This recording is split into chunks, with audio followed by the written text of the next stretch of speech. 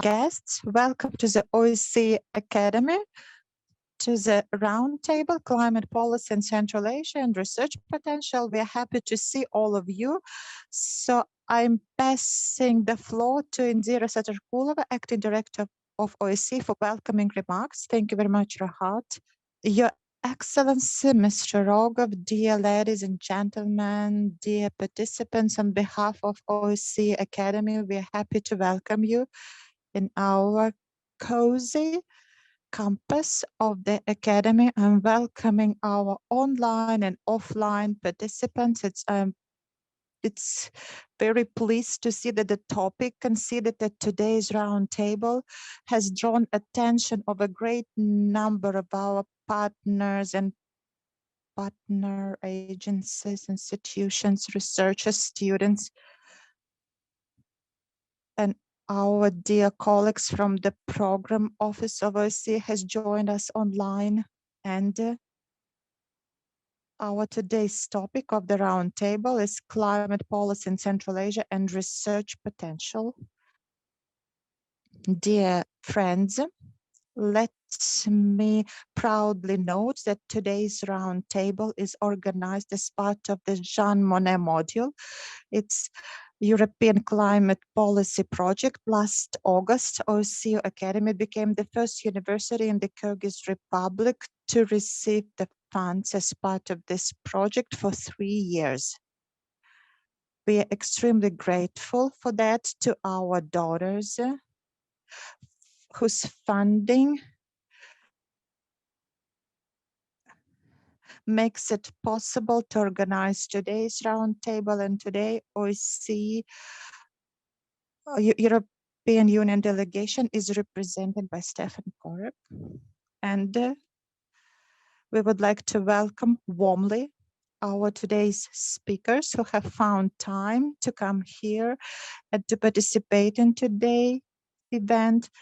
This is Ermek Ashirov and also our speakers who will present their presentations later. Ms. Nurzat Darasulova, Saikala Sinamanova, Nazira Sinalieva. We're very proud that OSCE Academy, first of all, it's the first university educational institution in the OSCE system, and we have become the platform to discuss the vital topics for today, not only for Central Asian region, but for the humanity in total. On behalf of our participants, on behalf of our experts that are going to be with us today, let me express enormous gratitude, and I suggest to welcome today's participants with a round of applause. Dear ladies and gentlemen, in Central Asia, the reduction of economic activity that we were unfortunate to observe with regard to pandemic was accompanied by social and economic shocks. And it is scientifically proven that our region is heated faster than other regions in the world as a result of these extreme weather conditions and disasters. It causes great threat to physical existence and safety, to critical infrastructure and access to healthcare and education. Moreover, there are concerns that such climatic changes may also impact local regional economy, because it is forecasted that excessive exploitation and scarcity of resources will impact agriculture and energy sectors and other sectors of Central Asia dependent on water supply.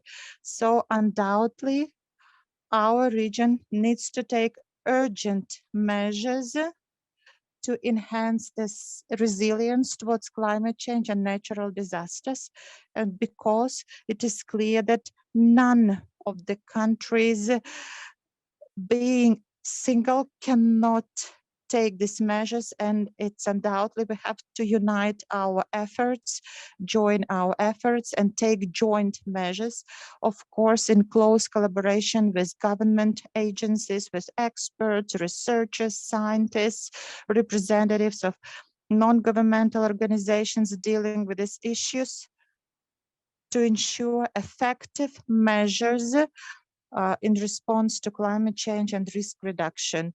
We believe firmly that today's roundtable, that to my great pleasure attracted attention of a wide range of stakeholders.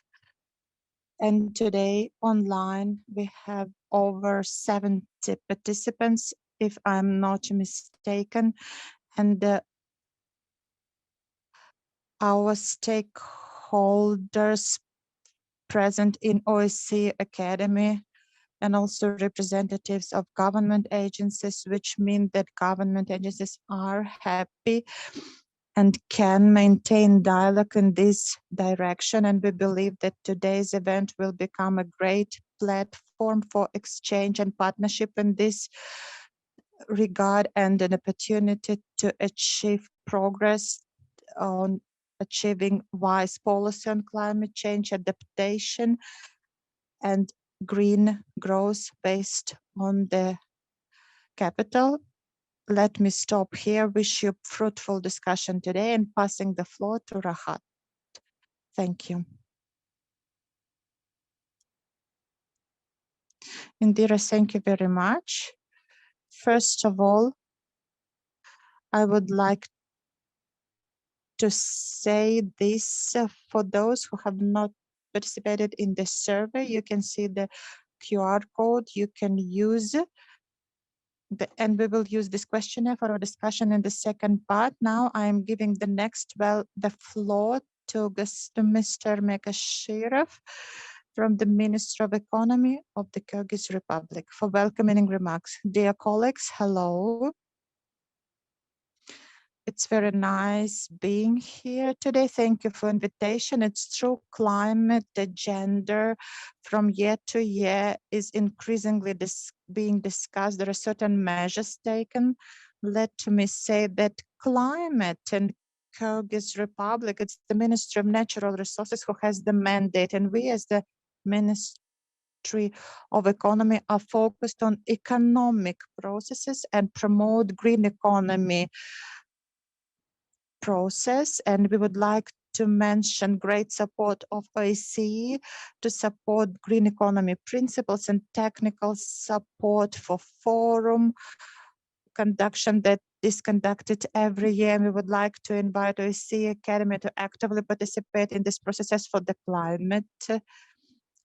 Every country has its own obligations, and as part of these commitments, each country has to report as part of the document, which has their own action plan for state commitments. And let me mention that Kyrgyz Republic is very vulnerable and sensitive to climate change in terms of agriculture and water resources.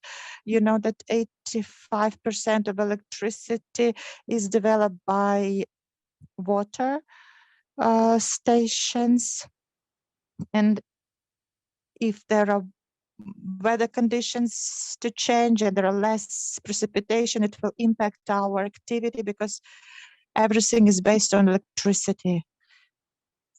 And as it has been mentioned, even transportation is based on electricity. And let me note that it is very important to have climate-based research. There are a few of them, and in Kyrgyz Republic, we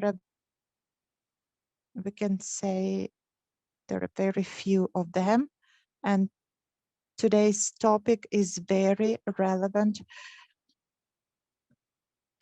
and because there are very important experts like Rahat Sadirbekov present here, and very soon he will represent one of the widely known universities in Harvard, where he can promote this topic for Central Asia and Kyrgyz Republic as well. And we would like to wish everybody fruitful work. Thank you very much. Hope that today's discussion will be very productive. Thank you. Thank you very much, Mr. Shirov. The next welcoming remark is for Stefan Karada, Program Manager of European Delegation in the Kyrgyz Republic. Ladies and gentlemen, dear Director of the OSCE Academy, dear OSCE Director, Country Director, and dear representative of the Ministry of Economy and Commerce, thank you very much for inviting us to participate to this first roundtable of climate change in Central Asia, organized by your respectful academy. My head of delegation, ambassador, would have liked to be with you, but unfortunately couldn't come. So I had prepared a few words also on her behalf to recall the damages and the threats, as it's already been mentioned, of climate change in respect with well, the planet as such, but also with the Central Asian countries and with the European countries as well. So we are experiencing the same threats and the same situations, basically in relation to extreme meteorological events. So I won't elaborate more on that because I think most of it has already been said. Also to recall eventually also that regional tensions are increasing as a result of water scarcity and degrading land, as well as more intense competition for natural resources. So all these phenomena are exacerbated by climate change.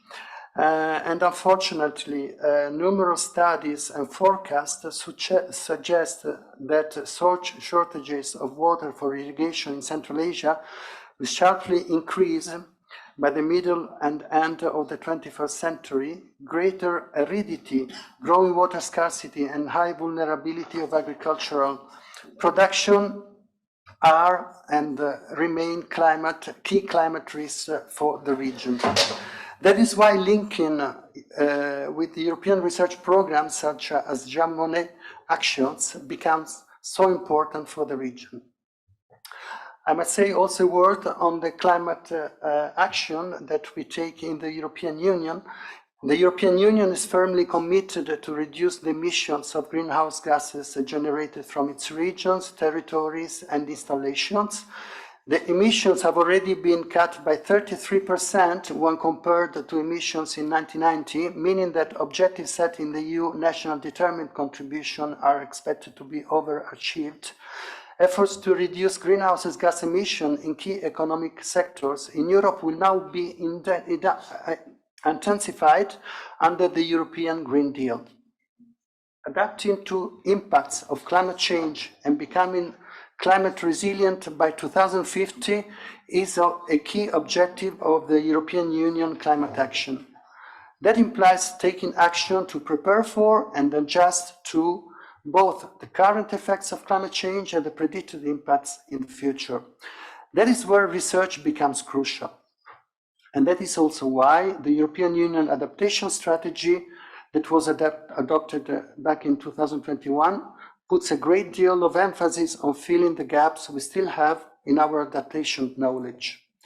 We need to foster research so as to look more deeply into the nexus between climate hazards and socioeconomic vulnerabilities and inequalities, and to acquire more and better climate-related data, notably on the economic losses. We must at the same time develop effective and inclusive governance mechanisms that ensure dialogue between policymakers and scientists. Promising connections and exchanges while developing such research programs exist with the national and regional initiatives and projects initiated to fight against climate change in Central Asian countries. Globally, the European Union remains committed to support international climate resilience and preparedness by scaling up international finance and encouraging stronger global engagement and exchanges on adaptations. With these few words in mind, I wish you a very fruitful discussion, and I look forward to learning from the outcomes of the postdoctoral research that will be presented today and the other presentations that are part of the program of today's event. Thank you very much.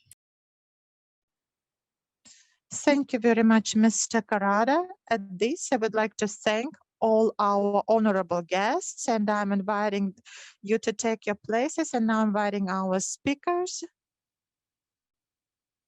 Nurzat Abdurasulova, the president of Unison Group, Saikala Esinamanamna, lecturer of the Kyrgyz Economic University, Nazira Sinaliva, Alliance of Universities for Green Economy and Sustainable Development.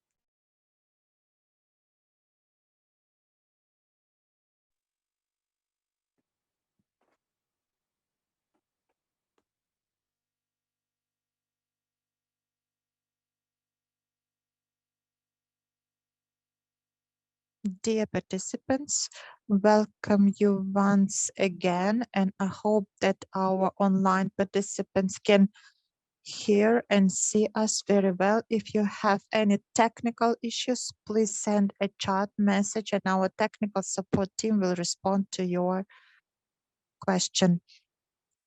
I would like to take 15 minutes of your time to talk about the topic, which is called Climate Policy and Research Potential in Central Asia. The main purpose of this 15 minutes is to talk about the situation of our research potential in the region.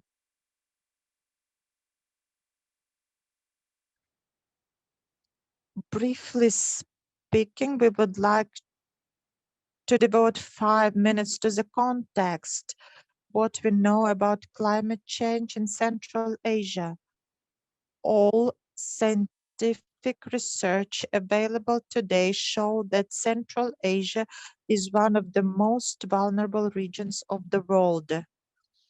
And in the next 10 years, the region will face serious challenges for socio-economic life and development in the region. As you see on the screen, it is a temperature map, and all forecasts say that Central Asian region is much quicker developing. It is a threat, and a threat to safety and security of the countries of the region.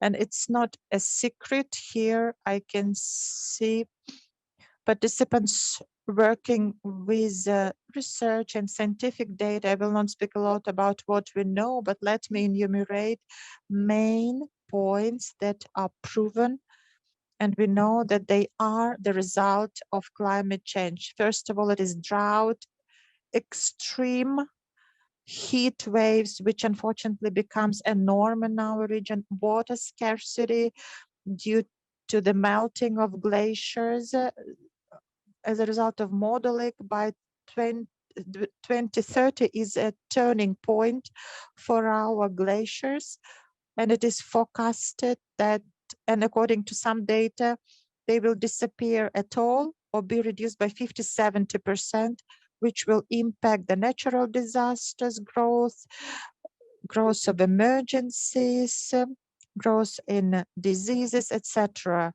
It is not a secret that according to scientific research, main sectors most prone to the climate change is agriculture, as it was already mentioned, change in the soil, its degradation, issues with irrigations and agriculture, which is currently the greatest sector of Central Asia with regard to employment and jobs. It's one of the main sectors which is under threat. The second sector is energy sector, and traditionally our energy, for example, in Tajikistan and Kyrgyzstan, as Mr. Ashirov mentioned, it depends on water resources on one hand, but on the other hand, economies of other countries, Kazakhstan, Uzbekistan, who also, due to the climate change, so that the stress will be increased and many countries of the world will move to low carbon development.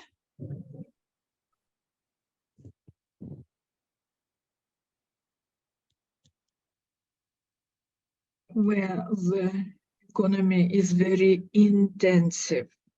The third sector that would suffer most of all is infrastructure, like roads, electricity lines, communication infrastructure, and so on.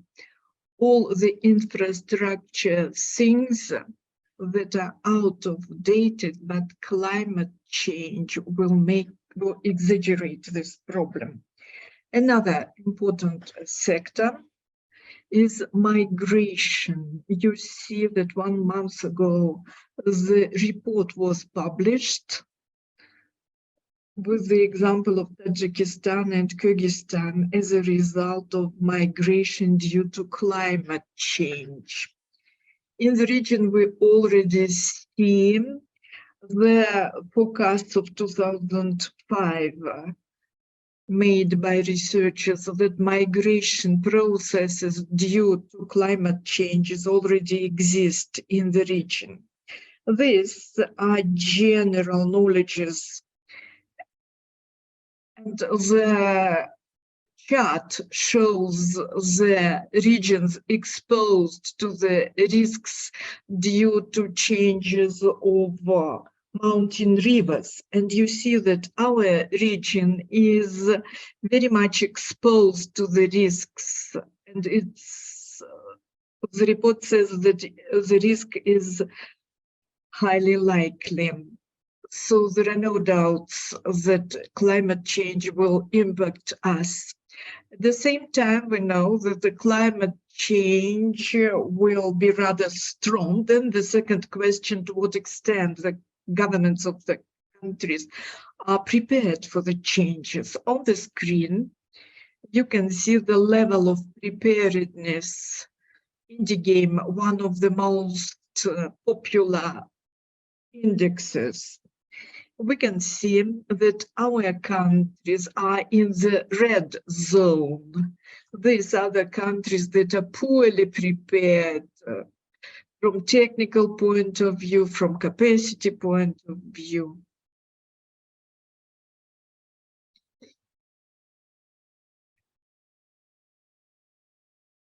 And you can see our countries, except of Kazakhstan, which is still yellow. It is vulnerable, but nevertheless, Uzbekistan, Kyrgyzstan, and Tajikistan are very vulnerable. Secondly, our countries use the existing capacity with low efficiency to, in addition to climate change, the economic structure of our country is not efficient. During one of the studies, I made a correlation diagram to look at the subsidies for the carbon and intensity of our economy. If you look at the triangles, they are the countries of Central Asia. They are subsidized with low efficiency, and intensity of subsidizing is at the level of the countries of Middle East. You see next to Kazakhstan, Saudi Arabia. So we're all in this area. So our countries are vulnerable, poorly prepared, and unfortunately, their economies are not efficient. And this is true with regards to all materials. If we look at water, material capacity, then the goals of sustainable development with all indexes of intensity and efficiency, unfortunately, are low. As to the research capacity in the region, we need to focus on this issue. Our region needs very much the research in climate change. Despite of the fact that the region is one of the most vulnerable, with low preparedness of the number of international publications and research papers are very low. And you see the paper of Romanov, Suchak, Sakbar, Karinov, Stendhal. They are the staff of OSCE Academy. They made an assessment of all the published work, published papers related to climate change in the region, and their conclusion is that the climate change is a vacuum with regards to climate research in the regions. There are very few of them. Another example, you see the blue table. This table is taken from the recent report, and several times it is mentioned the Central Asian region has very few publications. As far as I understood, only one researcher of Central Asia is one of the co-authors of MGEIC. This person is Alisher Mirzabayev from Uzbekistan. He works in Bonn now. He is the co-author of our book. You see this book in yellow, Climate Change in Central Asia, Decarbonization, Energy Transition, and Climate Policy. This is the first book in Central Asia devoted to climate change. Academy of OSCE, jointly with NUPI staff, developed this book, and I invite all of you on 24th of April. Here we'll have inauguration of this book.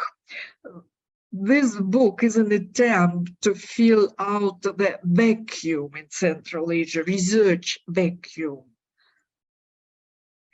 How the Monnet program can assist us. The key goal of our program within the Monnet grant is development of scientific capacity in the area of climate policy in Central Asia. We will be supporting and attempting to make connections and relations with different stakeholders that could be interested in climate change issue. The method is open approach, which means that we are open for all cooperation, all our activities are open, and all our activities are recorded and posted online, and everything is going to be in public access. In conclusion, I would like to say that there are three things. First, that our region is very vulnerable and is not prepared for the climate change impact. And secondly, that the region is in a high need of research papers. And I call on the colleagues to work on that. And thirdly, Central Asian people need to consolidate different countries, different disciplines in the area of climate change. And I hope that during this workshop, we will be making a first step towards cooperation. Thank you very much. Okay. We will have questions after the last presentation. Therefore, the next floor is given to Nurzat Abdurasulova, the President of Investment Groups. Good afternoon, dear colleagues, dear participants. First of all, I would like to thank OSCE Academy and Rahat for being invited today. I will introduce myself. I'm Gulzat Abrasulova. I'm a leader of Unison Group Company, which is a local organization that works in the area of climate change, energy sector, environment in Kyrgyzstan. And we have a certain experience since our organization was one of the first that developed the climate change topic in our country. And the first conference was carried out in 2006. It was Central Asian Europe Forum on Climate Change. Since then, we've been dealing with environmental and climate change issues. Annually, we initiate the civil position of non-governmental organizations related to climate change and national policy. Today, I was asked to describe the climate policy of Kyrgyzstan. I would like to say that in general, as you know, Kyrgyzstan is a participant of the framework climate change convention, and we joined it in 2000. I'm not going to speak about that because I know that you know all these issues. In the beginning, we were part of the Kyoto protocol, as you know. Then we joined the Paris Agreement. And within these conventions, the nationally determined obligations were developed on reduction of the carbon emissions. The first document, NDC, was developed in 2015. It was preliminary. In 2020, the second process of update of this document, and it was presented in 2021 to the Secretariat of the Framework Convention. In general, the national policy of Kyrgyzstan on sustainable development is a basic determining context of the climate policy of Kyrgyzstan, including the key strategy and, of course, the general strategy of development of Kyrgyzstan, like a concept on climate safety, which was passed before 2020, until 2020. Then it was going to be updated. Unfortunately, I do not know the stage of its update, but this is one of the very important basic documents of environmental security of Kyrgyzstan. The National Strategy of Development of the Kyrgyz Republic by 2040, the Program of Development of the Kyrgyz Republic by 2026. In 2017, the Program of Climate Investments was adopted. In general, this was one of the very important documents for the structure frame, legal frame for development. The concept of green economy development was adopted in 2018. The implementation program was developed. There is also concept of development and forest sector, biodiversity, water supply, natural calamities, protection of public health, food security, energy program, state program on irrigation development, regional development, and sustainable development of industry, of civil engineering sector, and so on. In fact, there are many different papers, and the work is going on in order to determine several draft strategies. Currently, the work is going on determining the national adaptation strategy and strategy of low carbon development of the country. In order not to occupy too much of your time, I simply would like to tell you that my presentation will be based on the extensive research carried out in 2021 for Mexico, which is called State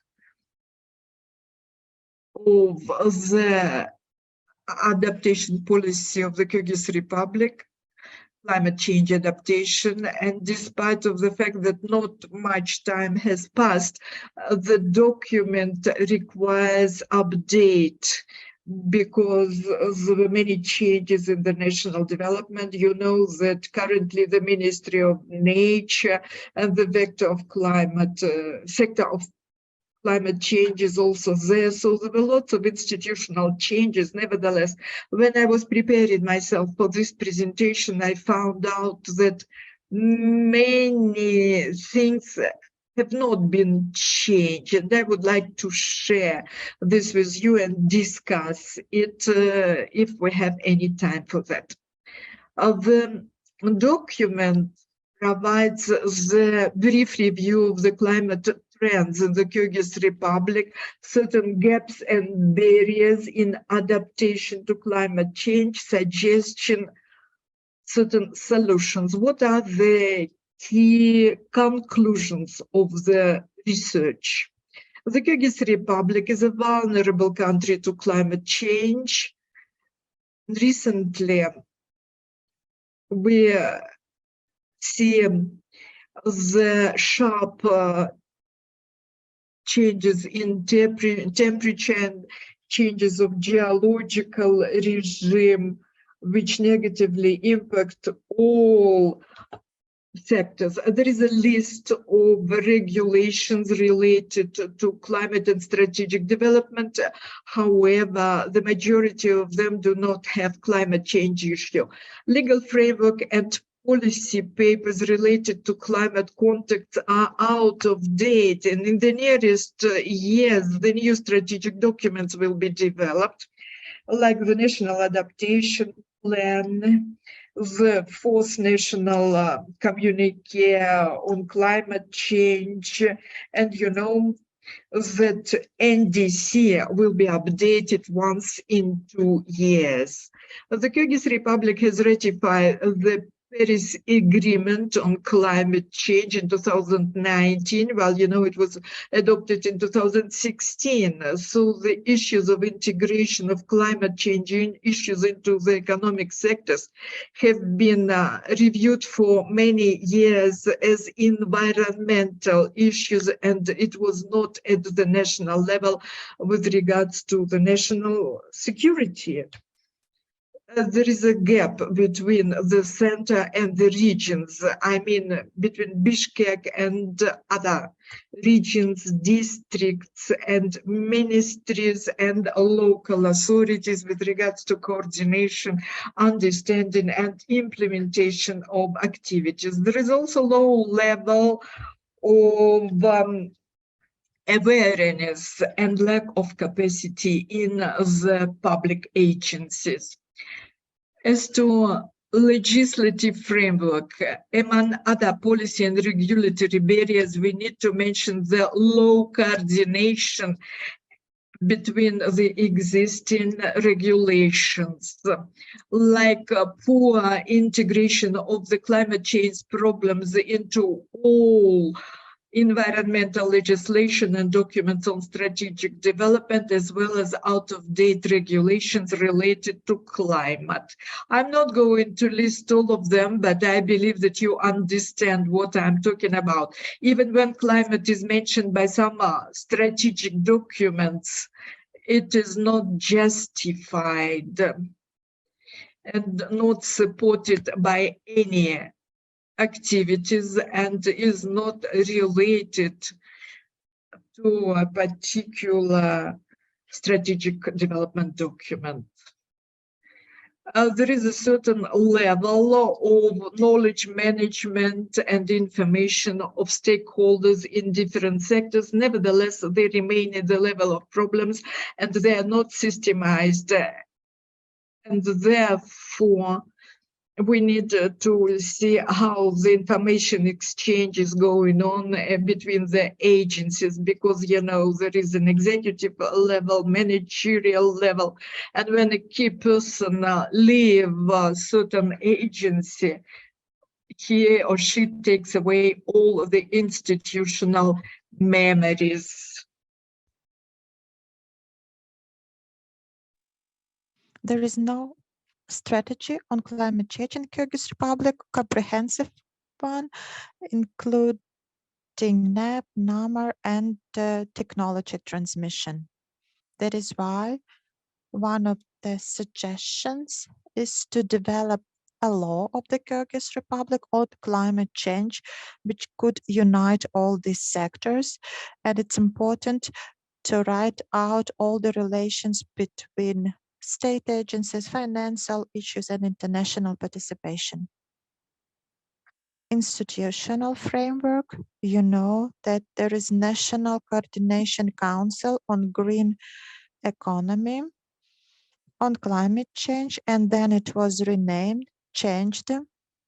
I didn't have a chance to change it in my presentation. Now it is this coordination council is called on sustainable development, as far as I know, and such a council is created to enhance coordination and decision making at high level under the Prime Minister of the Kyrgyz Republic.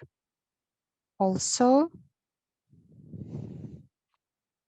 currently, there is a Minister of Ecology and Technical Regulation, as you know, which includes the Climate Financing Center and Inspection, which is a focal point for Global Ecology Fund, Green Fund, and other bodies like CTCN, like Secretariat on New Technology Transfer. Also, there is a big gap between central government and the regions, as I've already mentioned, mainly related to coordination, understanding, and actions of implementation related to climate change, which is a consequence of insufficient capacity of government agencies on all climate change related issues. For the past years, very actively, we started speaking actively about climate change, and this process was intensified by the fact that the president issued a decree and made a statement on behalf of Kyrgyzstan, and now there is an initiative on exchange of debts for ecology. At least this language at the high level started, and this rhetoric started, but at the local level, it's not there. And the issues of climate change adaptation, implementation of policies at the local level is not included into the local development plans of the regions. That is why it's important to develop climate approach to governments and private and state companies to resolve climate problems. So climate related approach, it should be part of corporative management, regardless if it's a state or a private agency. And first of all, we should start it at large state corporations like Megacom and other companies. Increase transparency when making investment decision, public control, reduce gaps, remove gaps in procurement plans, and remove corruption when at decision making. Here, I would like to show you one slide. It's information from the project on needs assessment in staff preparation. It was a very interesting project. And here you can see the potential of state agencies on training on climate change. And as you see, big percentage, over 34%, is the shortage of specialized knowledge and skills in staff, and shortage of specialists and the staffing staff. So there are no special team members for these issues. Usually it's additional workload for team members. And as part of this research, I interviewed stakeholders on climate change who noted there is low awareness of the population about the threats and adaptation measures, and the knowledge transfer and information exchange is happening at the level of project and does not have systematic nature. There are no sufficient tools to disseminate information, no technical support at the local level, and also local expert that could prepare and interpret available technical information is not there. This is what Rahat has said about scientific capacity and potential. And it's necessary to build the national memory and enforce local ownership, because currently foreign experts are involved. Of course, they help us a lot, but it's important to develop local capacity of researchers and consultants who, having this information, will further maintain this agenda and promote this information further. And reports on impact is unfortunately not in Kyrgyz. It's either in English or translated into Russian. That is all from my side. Thank you. Thank you very much. Thank you very much, Nurzad, for the interesting presentation of yours. And the next is Saikal Sinamanova from the Kyrgyz Economic University. The floor is yours. Hello, dear colleagues. I'm from the Kyrgyz Economic University. I'm a lecturer and professor, and at the same time, I'm a part of the moderators working as modelist, working on modeling of green economy. And today I would like to speak about the work we are doing on modeling. I think that the topic of modeling at the OSCE Academy is well known, and we know that Rahat has developed a course on it. So here it is taught very well, I think. As part of the project, which was supported and is still supported by GIZ and UNDP for the past 4 years, there was training conducting for modelists, so that as part of the green economy program, we can introduce, analyze, and implement it for decision making at the level of state agencies.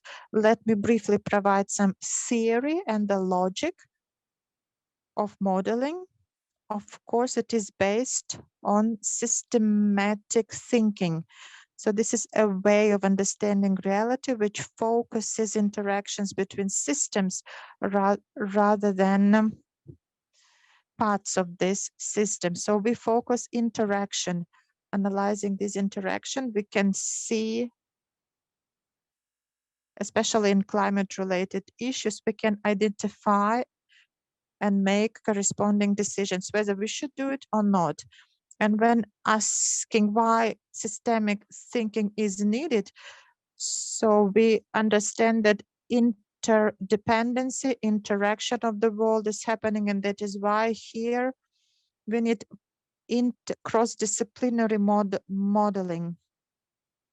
And one of the tools of systematic thinking is systematic systems dynamics, which produces dynamic interactions. We can build it visually and logically. We can understand it, what is based on what impacts what, and correspondingly, if we implement inside some mathematical modules, input data, we can prognose and forecast different scenarios.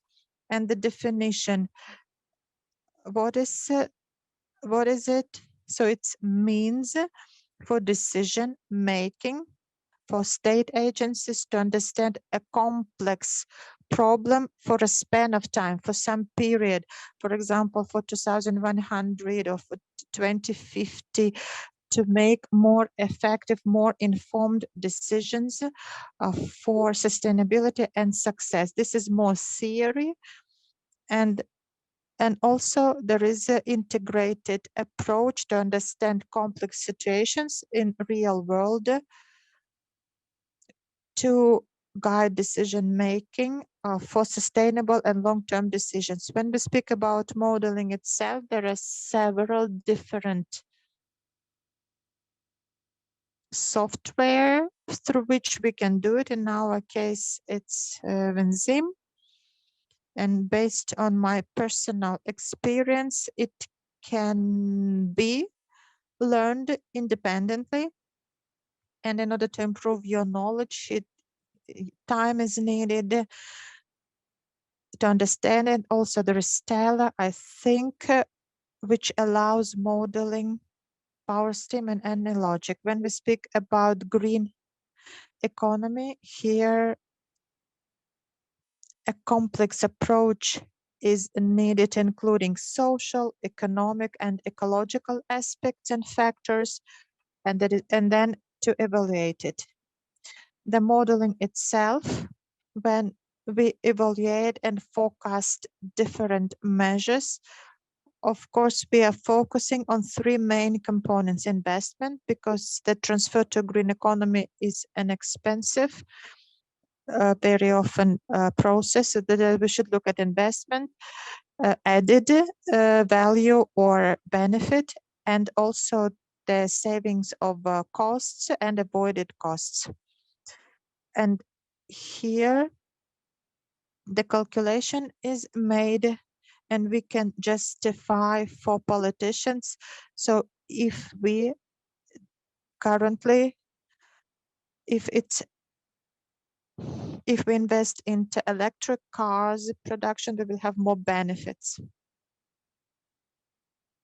And as for investments, of course, we are looking at capital investments, and correspondingly we calculate how they can be diversified and different types of investments and added benefits of value. It's ecological, social, economic. It's very interesting to mention that as for social benefits, we can consider employment of population in some sector.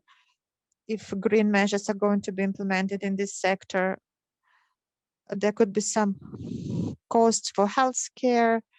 So there are different non-numerical things that can be implemented and calculated. And as part of Ministry of Economy and Commerce, an interagency working group was created on green economy modeling, which includes all state bodies and academia, private sector, and with the support of GIZ and UNDP, so who helped with training, and now they're all certified, and we're working on analysis of green measures and prepare analytical notes for this interagency working group to develop joint actions and transfer to those persons who are going to make these decisions. A group of modelists does not only so it includes state agencies, NGOs, and others. And the last work that we are working on, our attention is drawn to electricity production, because we understand with the development of the economy and population growth, the consumption is increased, and we are looking at alternative sources in terms of environment, climate change, what is going to be better for Kyrgyzstan. We are looking at heat pumps, solar generation, transportation system, not only private transportation, but also public transportation, improvement of roads. So the program of financing building energy efficiency and the exchange of state debt. Through modeling, it is also modeled and the outcomes will be provided further. And the main topic, it's the air pollution in Bishkek is an important topic. And as part of our work, we are studying, analyzing, and preparing analytical notes on this topic. And correspondingly, for the past 4 years, the person who supported us, guided us, is our coach, Andrea Bassi. And the last picture, so we, the modelists, this year we finished training, received certificate. We are certified modelists. And I think it's very important because so the decisions which are made at the level of state bodies, we want these decisions to be justified and based on analysis, and this tool provides this basis. And we hope that from our side as modelists, we can promote this process, implement it, and probably it will be good for academia, and our analysis will also help because all what we do is academia in terms of publications. We look at publications, research, and if there is interest, Nazira can also share. There are good ideas to improve and disseminate this method. And let me finish at this. And if you have any questions, we'll be happy to respond. Saikal, thank you very much for this interesting presentation. Now I'm passing the floor to Nazira Sinaliva, Alliance of Universities for Green Economy and Sustainable Development. The floor is yours. Hello to all. At the beginning, let me introduce myself. I'm coordinating the work of Alliance of Universities for Green Economy and Sustainable Development. I'm working at the International University Aalto, Associate Professor there, and I'm heading the Department of Science of our university. And we, with my colleagues, Rahat, Saikal, based on our efforts, we promote Observe work, and we have some outcomes that I would like to share with you. And as it was mentioned, Kyrgyzstan, so the issue of scientific capacity on climate change study and sustainable development is acute in Kyrgyzstan. And there are several objectives here that we are trying to resolve as much as we can. And today's platform is one of the opportunities to define the development vectors. And let me congratulate my colleagues from OSCE Academy. So because they were the first in Kyrgyzstan to win Jean Monnet project. I applied 3 times. It's a precedent in Kyrgyzstan. Our congratulations to you, Rahat. You have to organize workshops, seminars on how to win Jean Monnet projects. And my congratulations, and me and my colleagues working on capacity building projects, we were all happy because finally we received it. And I'm very pleased to present at the first event as part of this project. When speaking about Avzur,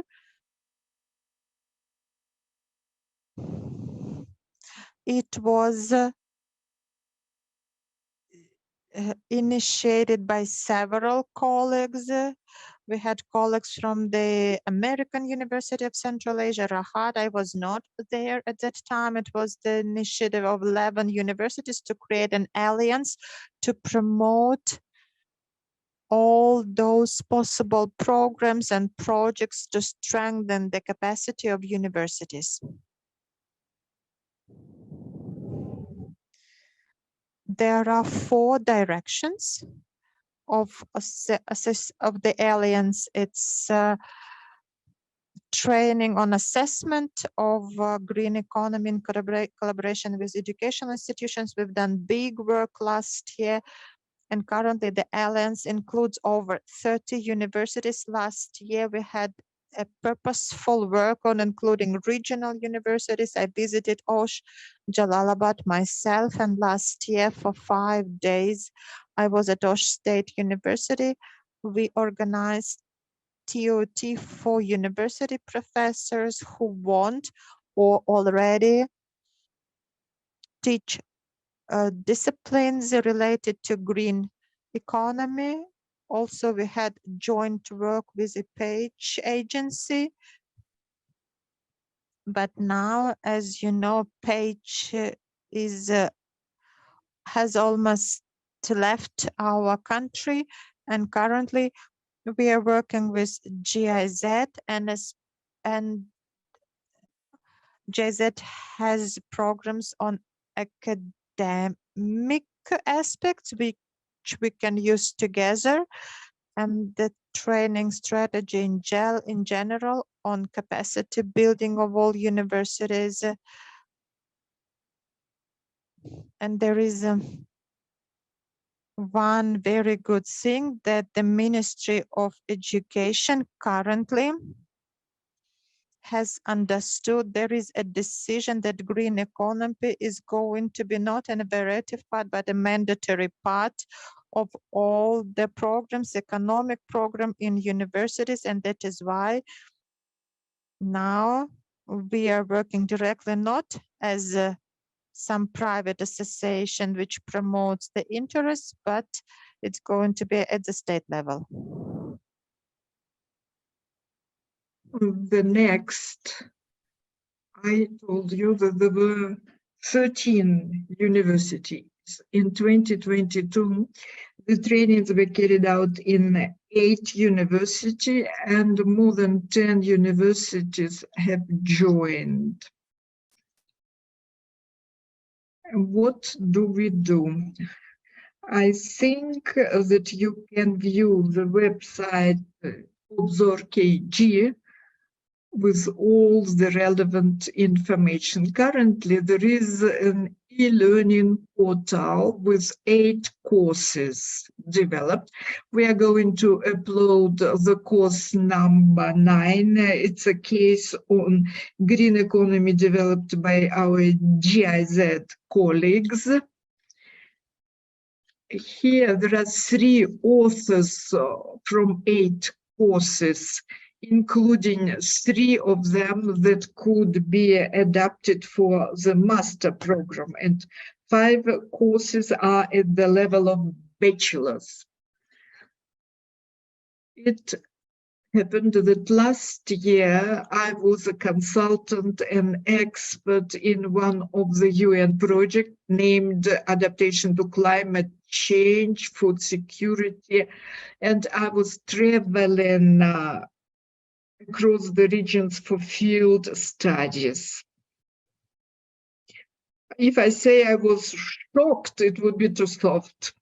Especially in the southern part, we stayed in Ravan, Noukats for the field studies. And there is a huge gap between what we do at our level of teaching and real life. There is another important factor. There are international organizations that carry out assessments, implement projects. Very often, the majority of these projects are not used for university courses. Therefore, we need such collaboration. And it is necessary to work together.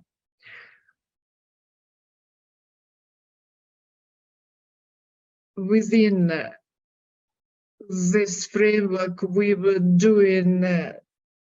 implementing some small green student projects, small grants projects focused on development of some information campaigns, promotion of certain projects focused on awareness of young people.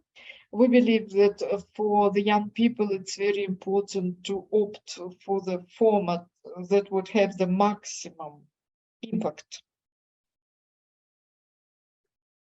the conferences are carried out at all levels, like reviews, various roundtable meetings, etc.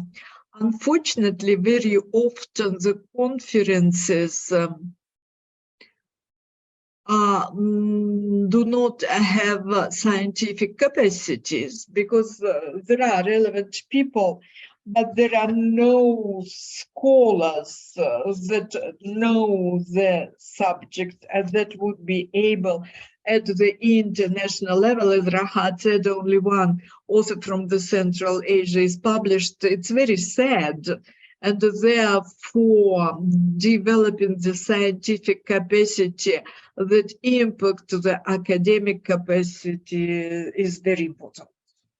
Last year, we carried out the first climate hackathon in Kyrgyzstan with participation of 140 students from 10 universities within the UN project I participated in. And we attempted to collect the students with pilot local authorities. We invited the community members from there and established several teams, and they were assigned to develop certain information products related to climate change and green economy situation. All the environmental problems existing today. We even did not know what would happen out of it. Mainly we had students from American University, Alato universities, some other universities. There were several interesting things there. It turned out that our students do not speak Kyrgyz language. And there was a language barrier there. It turned out that our youngsters, they do not know the realities in the regions. Nevertheless, due to this format, we've managed to establish 46 different projects, including 12 of them that were awarded and got an opportunity to be funded and implemented. And we made an expo on the hackathon products, and several local authorities bought the information portals for the community members. Such formats are important to be carried out, and it was something new for the international organizations. We also did not expect the outcome, but currently we see that such formats are very important. On the next slide. 2 years ago, after the Paris Agreement, the GIEC scientists developed the climate fresca game, and it was translated into 10 world languages. And via UNDP Kyrgyzstan, it was translated into Russian, and about 20 teachers were exposed to TOT, and we began to use this game at our training courses. And this game allows to understand all the casual things that enable everyone to understand that people should be involved, that climate change is related to industrial changes, and every person should use this tool to develop that climate-related consciousness, that we all are exposed and we need to do something in order to compensate my carbon print. When I visited Narin, the biggest problem in Narin province is depletion of pastures and more cattle on the pastures, and cows, they have carbon print, which is much bigger than the carbon print from vehicles.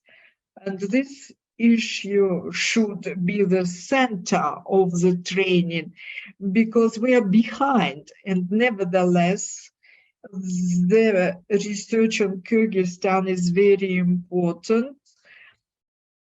And we need to disseminate these training materials and introduce them into curriculum.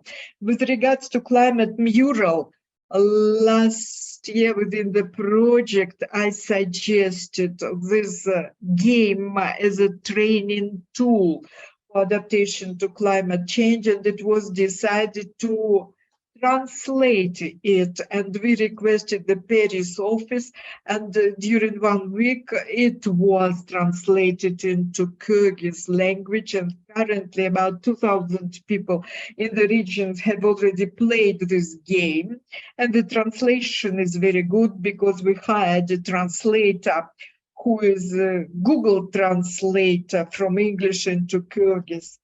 And last week we played it with the professors, and they said the translation was very good. So it's very important to translate such games into Kyrgyz language. When I was developing the syllabus on green finance, 95% of the materials were in English. And the things translated into Russian, it's a very, very small information, and there is no Kyrgyz language information at all. And we need to understand that people in the regions, they use Russian language as a foreign language, and we need to make our materials adapted to the relevant language. I will end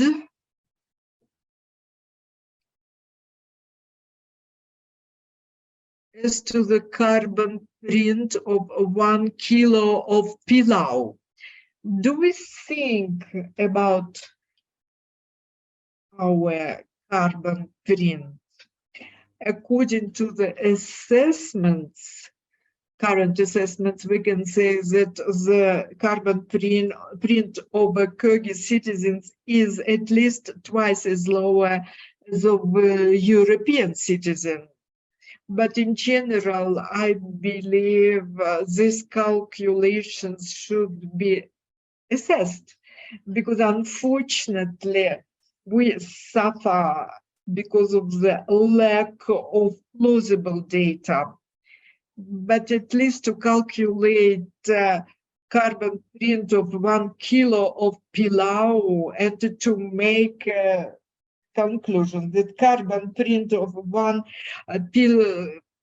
kilogram pilau of mutton is 60 kilograms of CO2, chicken 42, with no meat 35 kilograms of CO2.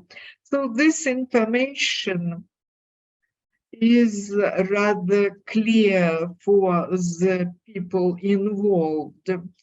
In general, I believe that once we combine our capacity and coordinate and promote the efforts of different universities, we would be able to have great achievements.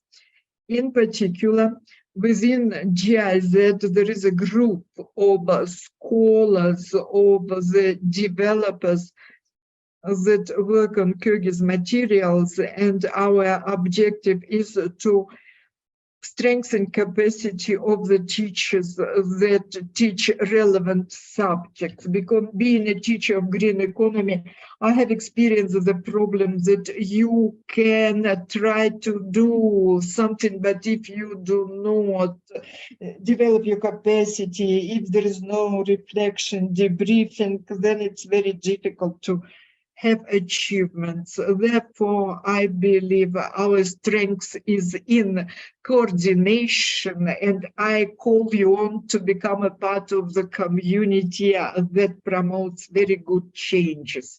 Thank you. Thank you very much, Nazira, for the very interesting presentation. I think that the people from Central Asia are always happy to see the photo of Pilau. The next part is the discussion and the results of the survey. While you are developing your questions, I would say to our online participants, please put your questions on the chat box. And as to the survey results, I may say that we wanted to learn to what extent you assess your climate policy knowledge. About 140 online participants and offline participants that answered from 1 to 5 with regards to climate policy. The rating was 3.3. What are the areas for important research for the next 5 years? There were many different options, but the most popular energy sector, economic sector, and agriculture. The participants believe that these 3 sectors in the nearest 5 years will be very important for Central Asia from a climate change point of view.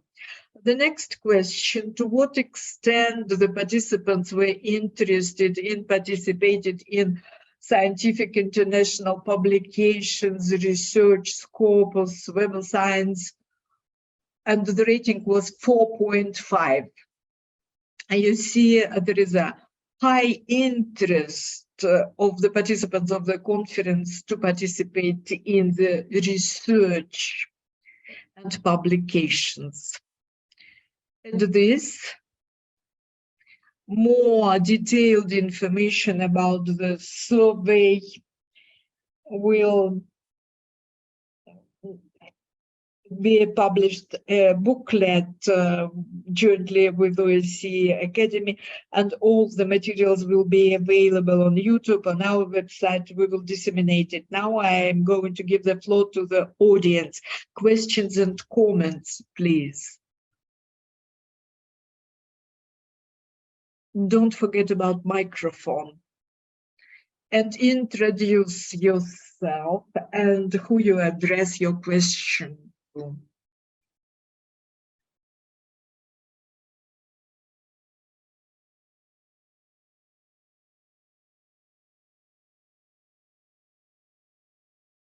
I'm a teacher of the university. 43 years, agrarian university. I'm a Professor Bagabayev.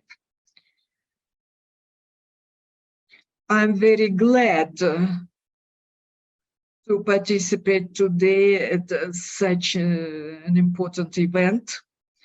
The question that was raised today by the speakers were very relevant for our republic. I'm also glad, being a university professor, that with regards to climate change in Kyrgyzstan, there is very weak research work related to climate change, and it was mentioned by all speakers today. Therefore, this year, we, under the Ministry of Environmental Protection, we have a foundation or fund on climate change. You probably know about that. They have announced the competition related to climate change. Many people of Kyrgyzstan, especially scientists, they actively participate in this competition. There were some meetings with the representatives of UN. very interesting discussions place. My interest is, I believe you should be interested too, that we do not have any center or research institute that would be dealing directly with the issues of climate change in Kyrgyzstan, because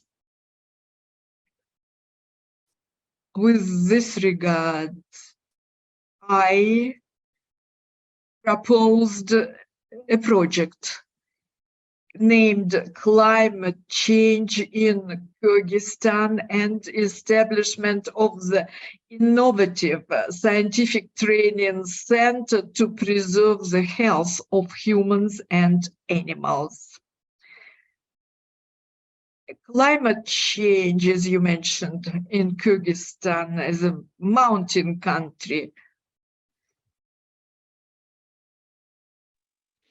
Climate change in Kyrgyzstan impacts not only human beings, but not only animals, but human beings. And in order to study this issue more specifically, it is scientific and research center should be created here.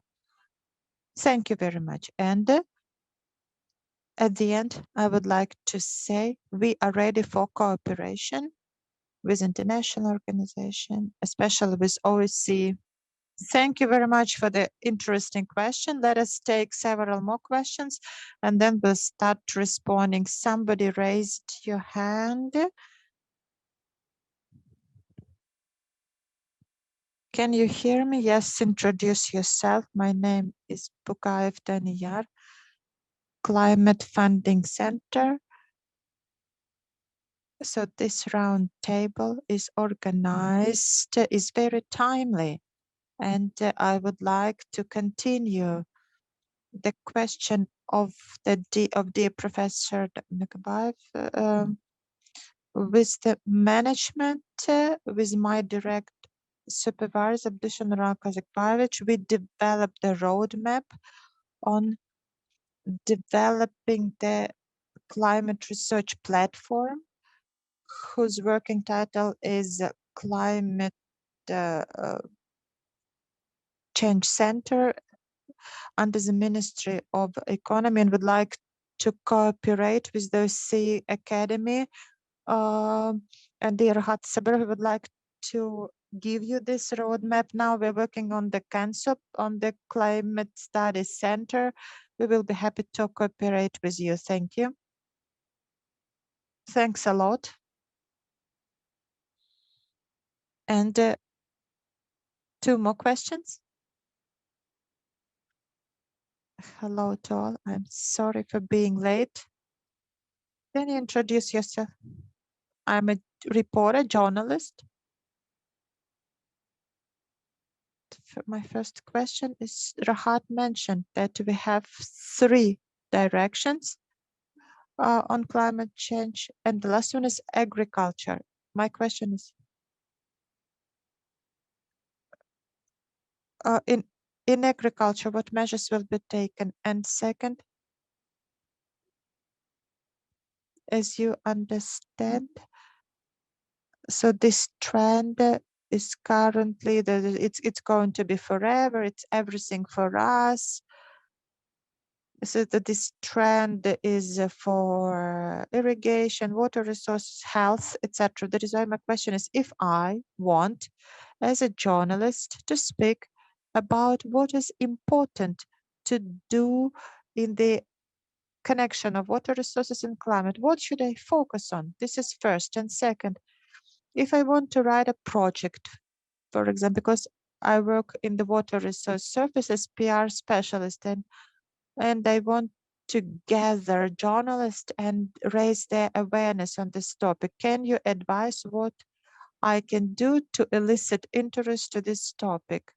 Or because everybody is speaking about clean water and not paying attention to other issues, but in your institution, the issue of staff is very important. And yesterday I was listening to the presentation in Agrarian University, Slavic University prepares specialists whose shortage is catastrophic because youth is not interested and reporters also are not interested. And as a result, as for water supply and water use, there are 10 specialists graduated per year for the entire country. And we are speaking about the importance of water resources. And I want to raise this issue with journalists.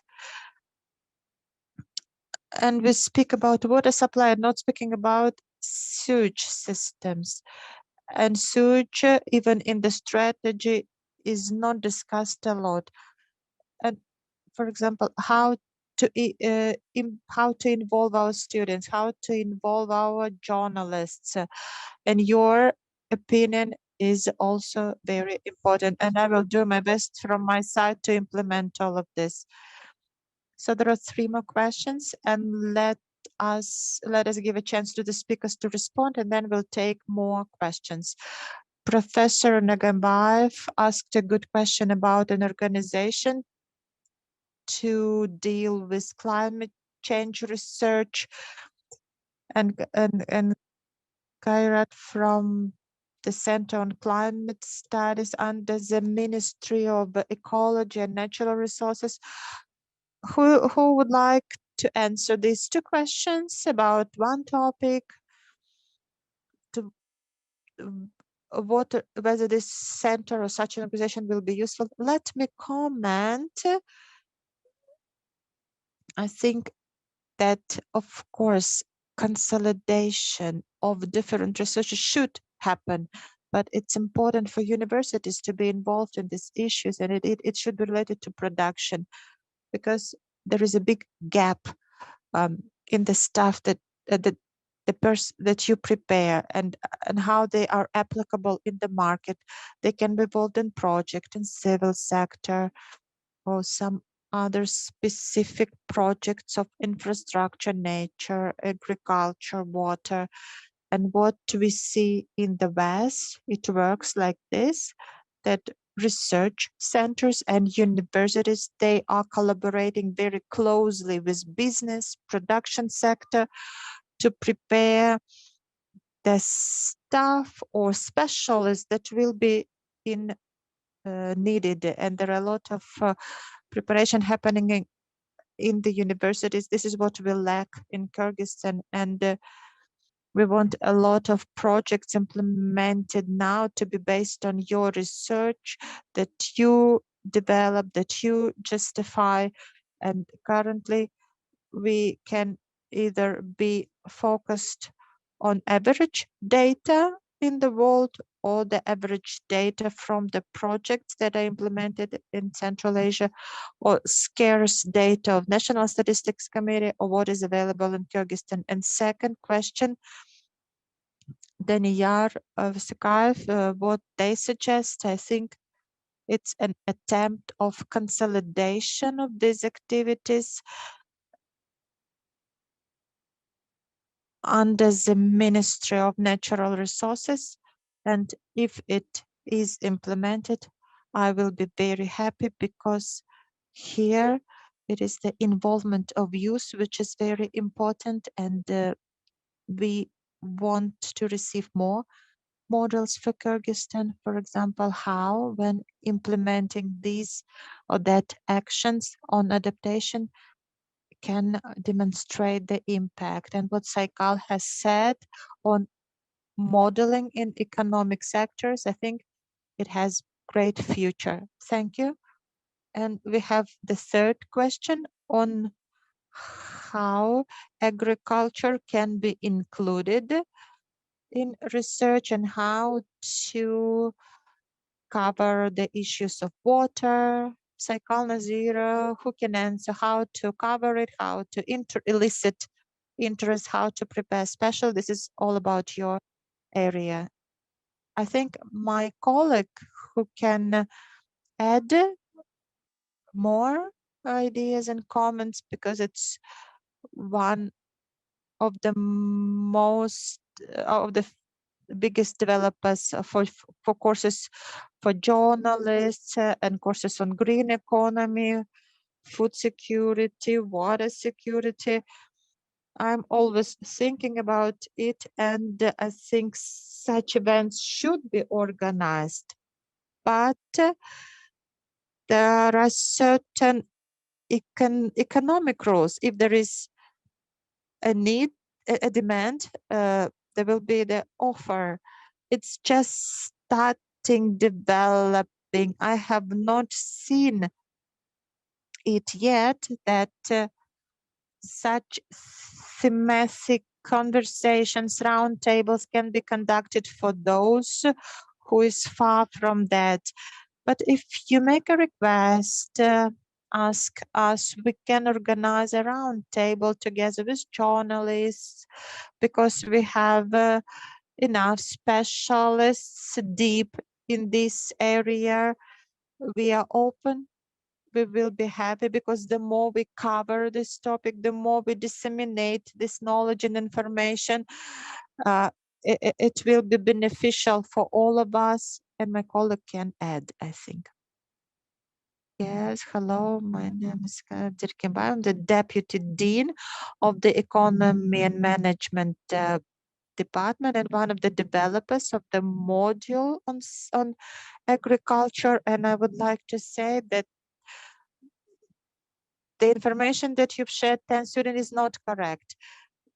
Maybe state covers payment for 10 students, but also there are kind of fee-based education, but it's not how we educate the students, but also the support of the government, of the state, because kind of you cannot irrigate like directly, because the ground can be washed out. This irrigation is not developed.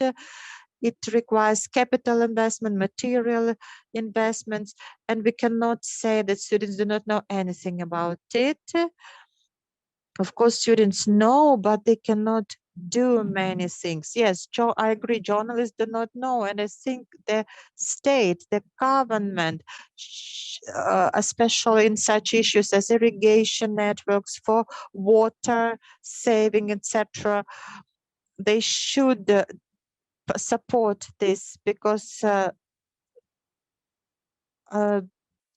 this not correct irrigation impacts the degradation of soil. Issue of agriculture is a big issue. Everybody knows that livestock sector has the greatest number of greenhouse emissions, like it's for the large cattle, as you've showed at the example of pilaf. So large cattle is the area which emits a lot of methane and nitrogen fertilizers. This is about agriculture. Thank you very much.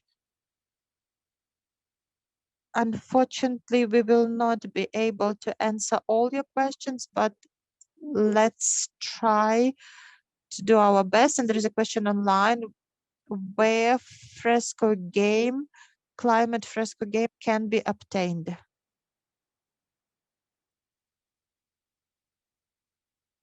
You can learn about it on their special site.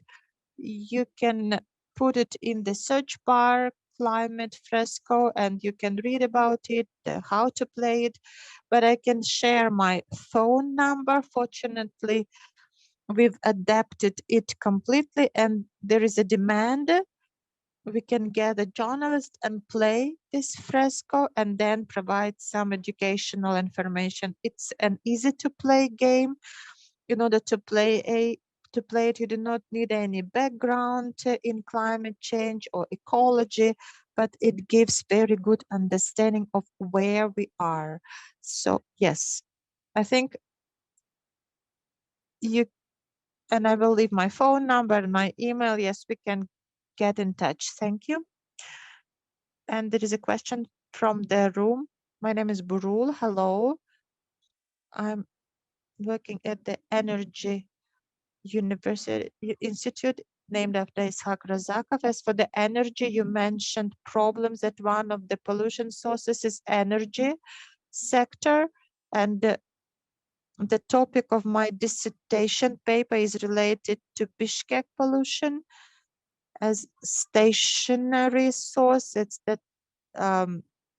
that's of Bishkek, and at many conferences I see that the transfer to green energy, and we all understand that moving to solar energy or other energy source is great investment and requires a great income if it is possible in the near future, and if the Ministry of Energy is interested in it. In my research, I understood that why not?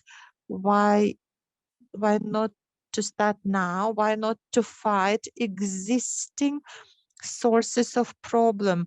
Because what that emits black smoke every day, it's the quality of coal and calorie capacity of coal that's burns 7,000 of coal every day. Thank you very much. There are many participants. Your question, please. I would like to draw your attention, the attention of scientific researchers, international organizations, that it is possible, if it is possible, to draw attention or focus attention on the source, and then the TETs, instead of black smoke, will emit just steam. Why the Ministry of Natural Resources does not pay attention to it? So I do not understand. So we put down your comment, and we also recorded it, and I think the concerned parties will contact you. My last name is Dr. Rispul Almanbayev. I would like to ask several questions from the National University of Jusupalas again. I would like to ask you to help us to prepare specialists, because climate science, so geographers usually involved with this. We open hydrometeorology direction. If it is not covered by state budget, students do not enter. And we wanted to open climate science direction, but we need support at the state level. And I think also international organizations should support it. Why? Because no university in Kyrgyzstan prepares climate specialists except American University of Kyrgyzstan, and there are very few students there, 2 or 3 students at a course. So my first question is to pay more attention to the preparation of specialists. I look at the audience, those who discuss climate change issues. There is no climate specialist. This is first. And second, we need to introduce the climate change issues into educational curricula program, like ecology, geography of Kyrgyzstan, concept, natural science. If we include these issues into educational process, many students would know about climate change, about reasons and causes of it, and how it can be solved at the local level, regional, and global level. That is why I think we should pay attention to the introduction of climate change topics into educational process, and support is needed for that as well. And we have 3 more questions on the right and then on the left. Hello, my name is Nurcan. I'm working with information campaigns on climate change, and my question is to Rahat about cooperation of scientific sector and state on climate policy. Though our state has selected and prioritized this direction, we see that the state is not investing in the capacity building of climate politicians. It's important because they hold negotiations at the national and international level. And I would like to ask you if you have any plans on working with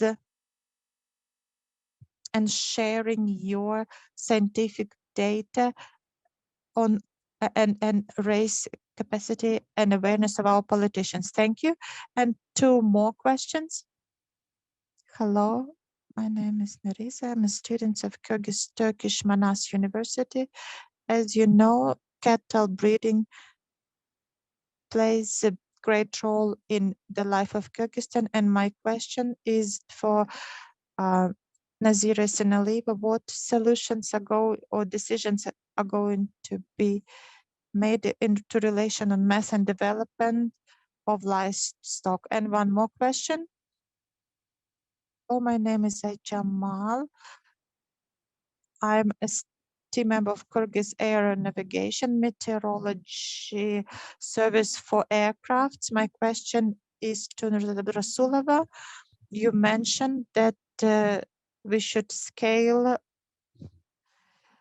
on climate change at the state level. And you've said that we need to introduce the code on climate change. And the question is, what specific steps are taken in this regard? Thank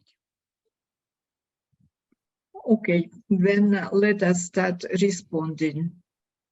The first question was by the representative of the National University about experts and staff. I'll try to answer. The Alliance of Universities for Green Economy has a mission to develop the training courses within PAGE and other projects. The 8 different training courses were developed. Then modeling was done within the University Alliance. The important work is being done. The Alliance of Universities for Green Economy is an open entity. Any university can join and use the resources of this alliance. It is not funded by the government. It is not NGO. It is not donor projects. It's a voluntary alliance of universities. Any university can join. I think this is the answer on your question. We have 3 questions more. Cooperation of the government and science, academia. In OSCE Academy, we are trying to make all our publications and data in open access. We are not the governmental or political entity. We are an academic entity, but nevertheless, we are always open for cooperation. Today, we have the representatives of Ministry of Economy, different governmental agencies. We are always open for cooperation, There was a question about cattle production. I'm from the National University. We had a question about introduction of the courses. It's very relevant issue, but let me share my personal experience. When we were introducing the green economy, our university did not have any training courses, and it was not possible to do it officially. For example, there was a topic insurance. It is not relevant and not developed, and instead of it, I did it on green economy. Initially, it was not official, but now it has become official, and which means that any relevant courses, if they are demanded by the students, they become vital. Currently, I have 5 students that write paper on this issue from the point of view of tourism, of agriculture, and I think this is a very creative work. Second question about cattle husbandry. My parents live in Sokoluk region, and one of my brothers is a medical doctor. He lives in Germany, and my parents visited him for 10 days, and I had to replace them in taking care of the 2 cows. And in order to milk the cows, I had to get up at 5 o'clock in the morning because the milk collector came at 6 o'clock. So I started my working day at 4:30 a.m. And then I had to take the cows to the pastures. And so all day long, I finished my work at 12 at night, and it took 2 weeks for me. When my parents came, I asked them, what is your income from these cows that take so much of resources? My father is mathematician, my mother is biochemist, and the father said that without labor consumption, the only income is a calf. Can you imagine? Then I said, what about grassberry? I didn't know back then about carbon print. And it turned out that for raspberry, the profitability was 10 times more than cattle husbandry. And, you know, they had 2 cows and some raspberries. And then they sold the cows and their lives become much better. Look, when I began understanding the processes, recently there was one research. The cattle husbandry in Kyrgyzstan is a social nomadic factor. It doesn't matter how much milk or meat it gives. The most important thing is that it's an asset for them. But when we calculate, you see that in the majority of cases, it is not profitable at all. And I have some calculations that instead of having 3 cows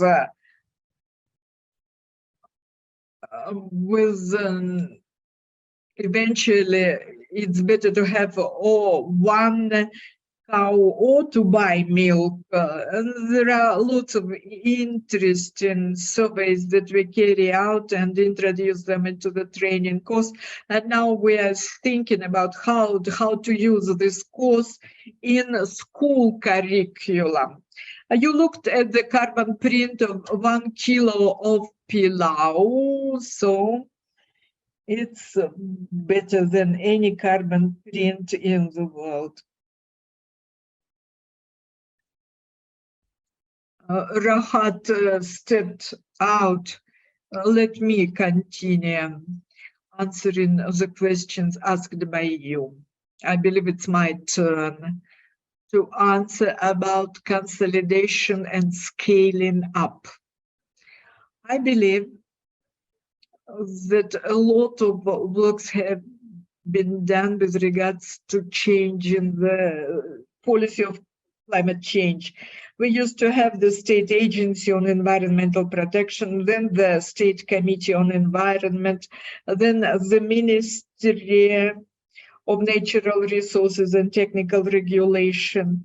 This issue was institutionally nomadic.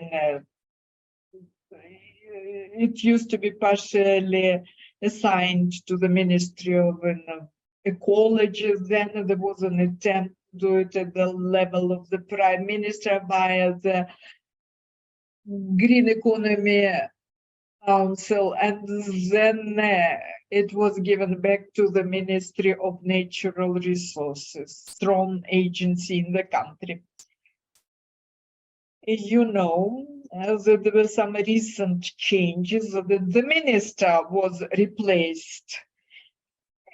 and the environmental community members have not yet met with the Minister of Environment. And we would like to meet with him to discuss the issue of environmental protection and climate change policy, and to meet with the representatives of Climate Financing Center to learn about the projects and cooperation in this area. In my presentation, I briefly told you about the national strategy, about the legislation related to environmental protection, but we do not have a designated legislative concept related purely to climate change. I believe this is a barrier because we have only NDC, but it is not an official document. It was not passed by any decree of the government. This is just a document within the Paris Agreement, which each country should present to the UNFCCC. Therefore, we need to have a general law for climate change or designated strategy on climate change. Currently, the National Adaptation Plan is being developed. I believe that the people from the ministry would agree with me, probably. But we know that this National Adaptation Plan will be short because only 4 sectors are covered there, because even the key energy sector was not included. Therefore, we cannot say to what extent it goes to cover the entire policy on climate change in Kyrgyzstan. And these are the steps we are trying to decide at the institutional level what to do. And so far, we do not know how to do it. Thank you. Thank you, Nurzat. Are there any more questions? Online? There was a question online from Tajikistan. Who wants to answer? One, why UN page has left Central Asia? There is another question. Is it possible to promote the projects on garbage incinerators via NGOs in cooperation with local municipalities in the country? Okay, I'm not going to read out the rest of the questions, but who wants to answer these 2 ones? With regards to the page, honestly speaking, I am not aware about the global changes at the level of UN agencies. However, I believe that despite the fact that there is no official office of the page here, but in general, we can apply for funding of various ideas and projects. It is not an issue that the page is not going to fund any initiative. It will. The other issue is that once we've consolidated. By the way, I forget to announce that we met with Andrea Bassi and we had preliminary agreement. Probably we will make the summer schools for the researchers that would like to be involved in green economy modeling, climate change modeling in Kyrgyzstan. And probably it will be done in semantic order. We will have maximal coverage in mass media. We understand that for developing the academic capacity, we need to strengthen the capacity of PPS. Therefore, within the projects, we will be doing these things. Okay, thank you very much. I will add, in fact, we say a lot that there are few researchers only, but our academic sciences in our country, in Central Asia countries, are in transition period from Soviet school to Western schools. Where shall we be published? Sometimes there is a special council, academic council, or you publish an international site in English language. Knowledge of English language also should be supplemented by the structural knowledge, the style and methods and scientific approach of the world of science of Western countries is completely different compared to traditional Soviet academia. They are completely different. Therefore, our researchers should learn all these things. So there is a lack of knowledge to be published in the world of science, not because we do not have researchers. We have them, but they need to be trained, and this transition period is very important. There are many well-known Central Asian scholars that successfully publish their papers in Western magazines, but there are very few of them. I believe there is a demand, there is a capacity, and if we have joined our efforts, we will have good prospects. Our region and our capacity allows us to become, if not the leaders, but to be equal to other regions with regards to scientific papers and research. Are there any comments from the speakers? I believe that during the coffee break we can discuss. Mr. Ambassador, do you want to say something?